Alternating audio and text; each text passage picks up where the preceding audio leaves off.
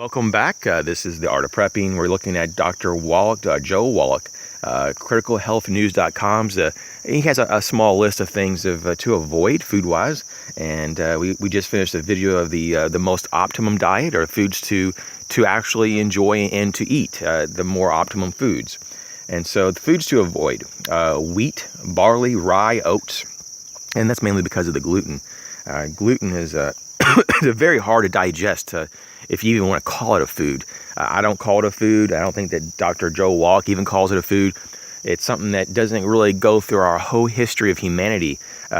It wasn't until about the time of the Middle Kingdom of the Egyptians that they found that they switched over from their millet, what they were using, to wheat, because it yielded so much more. But then they had a lot more health problems, and they were never really able to identify totally what was going on. But we know that it was the gluten, and a very large percent of the population. Some studies, it shows up at least as much as 85% of the population of the United States, and maybe even other cultures as well, that have at least a gluten sensitivity or allergen or so forth. And so if you have this intolerance, this can make a big difference in your quality of life. So they basically cut out the gluten. It doesn't have any health benefits at all.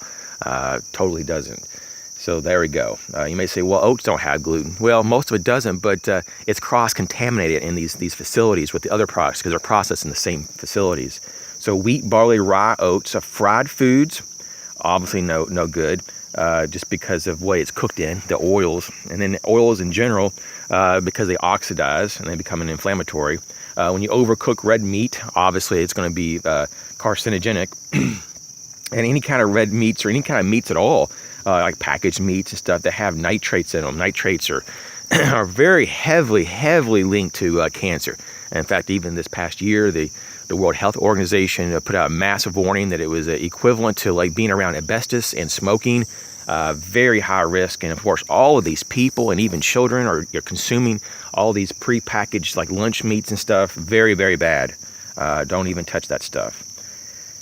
And he also recommends no carbohydrated drinks or soft drinks, for example, 1 hour before or 1 hour after you eat, because it actually neutralizes and disturbs the stomach acids in your stomach, and it lowers the ability to absorb and break down the nutrients that you just ate in your meal.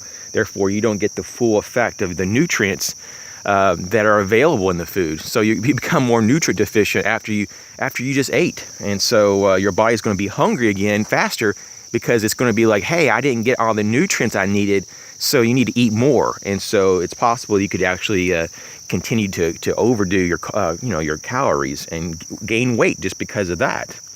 And plus, soft drinks in general are no good, especially the ones that have all this artificial flavoring and artificial sweeteners. Those are even worse than just the regular sugar ones. But even the sugar ones are bad. They're all bad. They all have they're all inflammatory in nature.